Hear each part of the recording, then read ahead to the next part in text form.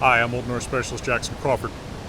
When the Museum of the Rockies in Bozeman, Montana asked me to come and give a talk to their docents at the opening of the traveling exhibition, The Vikings Begin, I jumped at the chance. Bozeman's not that far from my Wyoming homeland, and I hadn't done an in-person event in a long time.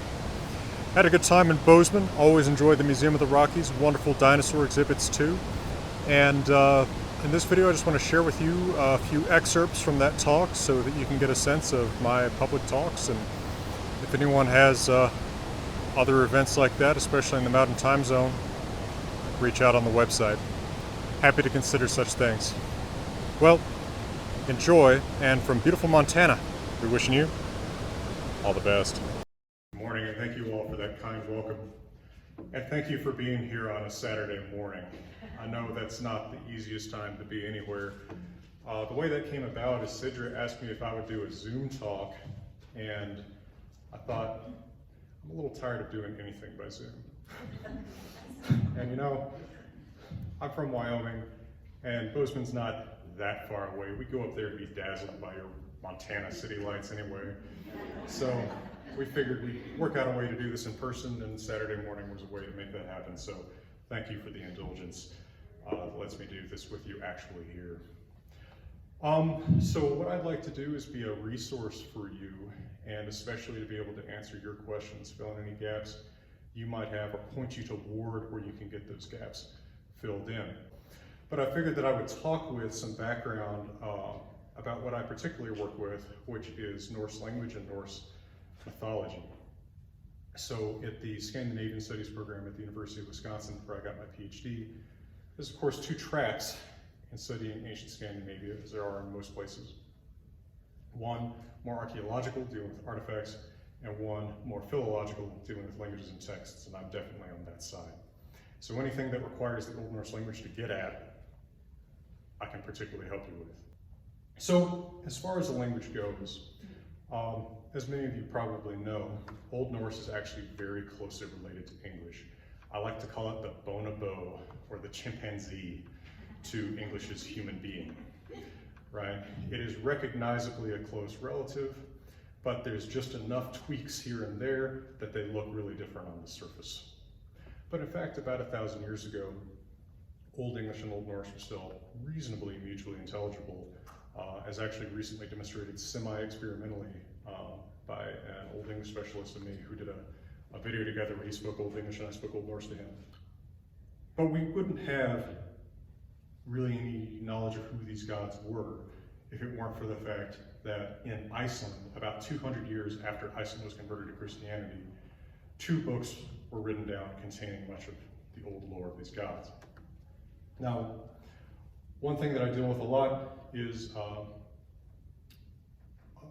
an enthusiast's notion that you find a lot out there in the public and on a lot of websites, that the fact that the Norse lore of the gods is written down 200 years after Iceland converts to Christianity means that there were secret pagans. I think that the truth is actually pretty much the opposite. If you consider that you might read a kid a story about Hercules today, you're not telling him how to worship Hercules. You're not telling him how to cut open a calf and bleed it on the altar for Hercules. You're telling him a funny story about Hercules. And that's exactly what we have in terms of Thor and Odin and the other Norse gods. It's stories, especially the more entertaining ones. It's not instructions about how to pray to them. It's not instructions about how to worship them. Any information we actually have about the religion is basically accidental. But we do have a good amount of the mythologies, the stories about them, which were passed on in Iceland much the same way as Greco-Roman myth has been passed on for hundreds and hundreds of years in the Christian world, by people who value it as a cultural heritage, but who no longer worship these gods. And I think it takes a lot of cultural self-confidence, right? That the people around you are not secret pagans, that everybody kind of enjoys these for the same reasons, the same cultural heritage and entertainment purposes. All right, so Snorri composes his Edda to quote and explain the traditional poems about the gods that he knows. But another anonymous scribe also decides to write down all of those poems directly without any sort of interpretive material in the margins, if you will. And this collection was never given a title. in the medieval period, but we call it the Poetic Edda to contrast it with Snorri's Prose Edda. I've always kind of regretted this because people hear Poetic Edda and Prose Edda and they just kind of hear P Edda, right? Don't necessarily remember the difference, but there's actually a pretty critical difference because the Poetic Edda is a much more raw look at the poems of the Viking Age. So the Poetic Edda, I often liken to a playlist, just a randomized playlist of 30 songs. We know there must have been many more poems about the Norse gods and heroes, but 30 somehow were memorable enough or entertaining enough that they were still remembered in the early 1200s, and they were collected by somebody in this book. And this is my translation. There's other translations available, but why would I show you those? Now, when I say that these poems are written down in the 1200s, but they're actually composed earlier in the Viking Age, the reason I say that is actually a pretty well documented linguistic phenomenon. Poetry can maintain very much older stages of a language, and we see this in English too. Poetry and then formalized, ritualized language. Think about traditional wedding vows. You pledge, "Till death do us part," right? That's been maintained by ritual usage, but it sounds nothing like what you would generate in the late 20th or early 21st century, right? It means "until death parts us," right? "Till death do us part" is a very archaic way of putting that. But because this formula has been repeated just for so long, we still say it, even though we don't necessarily even know what it means. Or think about how Shakespeare might be published in an edition in 2021, but then if you open up the book, you see that he rhymes words like love and prove, right? You would never rhyme love and prove because they don't rhyme to us today. And because he rhymes them, you can tell that even though the book was published in 2021, the poems were actually composed much earlier. We have something much the same in the poems of the Poetic Edda. The poetry actually doesn't really work in most of the poems in the 1200s. It looks like bad poetry from the perspective of someone actually copying it.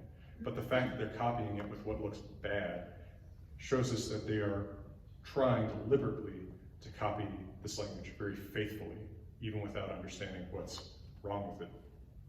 So I'll give you an example.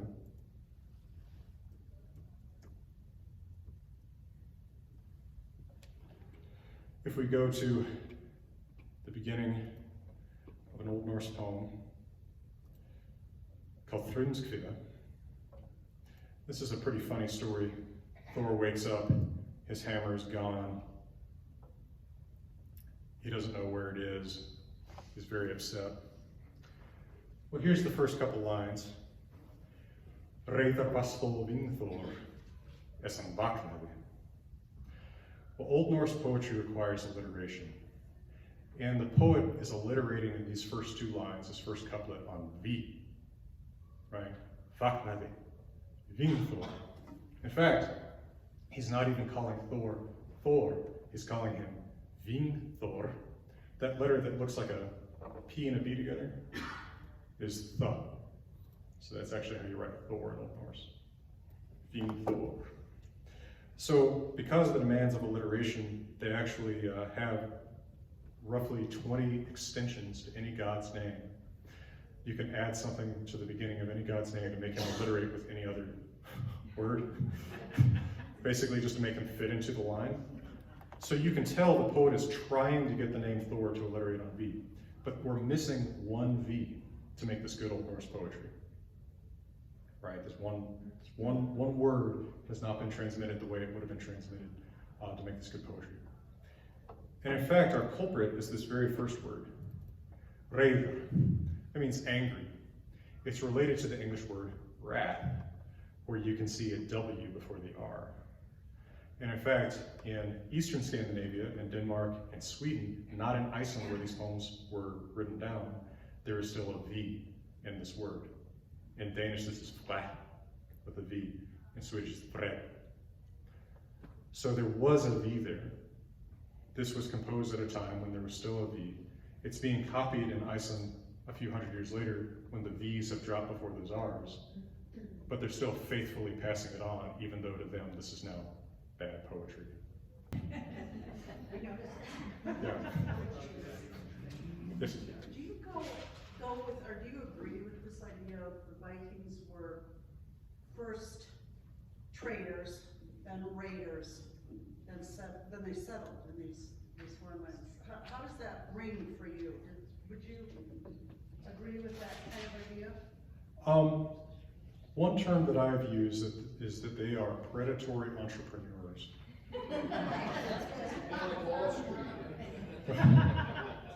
But entrepreneur is maybe the key word. They're out for gain, and they're going to get it one way or another, and they're not afraid to hurt someone for that gain, right? So if they can trade especially with a culture they regard as powerful and that they're a little bit in awe of. Think about the Byzantines. Think about the Caliphate in the early Middle Ages. They stand in a little bit of awe of these people, and they're not just trying to take their stuff. They're trading, right? They're bringing down amber from the Baltic. They're bringing slaves from Slavic-speaking areas, and in exchange, getting lots of money. In fact, I believe it is a true statistic that we find more medieval Arabic coins in Sweden than in any Arabic-speaking country. But if they see another society as weaker, and certainly this is how they look at England, France, Ireland in the 700s, 800s, 900s, you know, they're perfectly happy to go and just take stuff because it's a lot cheaper than trading. Right? I don't have to give them something, I can just kill them and take this. Or just take it without killing them, but that's possible too, right? It's sort of another way I've put it is that it's a little bit of the morality of a wolf pack, right? I mean, within the pack, there's a certain order, there's a certain decorum, but outside of the pack, you know, maybe we have kind of a policy of neutrality where this other wolf pack is pretty powerful and might hunt in this area too, but we're gonna rip the hell out of some coyotes, right? And part of this is rooted, and stop me if this is going too far down a different road, yeah. An orodromius burrow, as fossil people say. But they don't have much of a sin and virtue morality, pre-Christianity. It's much more of an honor-shame morality. That's interesting. Right, so we read in the sagas of men who own slaves, who are murderers by our standards, who have numerous willing and unwilling concubines, people that by the standards of our virtue sin continuum are way on the sin edge. But they're often regarded in very positive terms in these stories because they have honor, right? Because they will keep their word, because they will engage in fair play against an opponent, at least a respected opponent, because they make it clear that you can't hurt my family, I will hurt your family back, right? It's honor, and then the opposite of honor isn't sin, but shame, right? He showed weakness, right? He was hit and didn't hit back, right? He let his brother get killed, and he waited 2 weeks before he killed the guy who killed his brother. I don't know about this guy, right? It's a different continuum for evaluating human behavior, and I think that if we remember that they're looking for honor and don't necessarily have anything like this abstract notion of universal virtue, that can be helpful.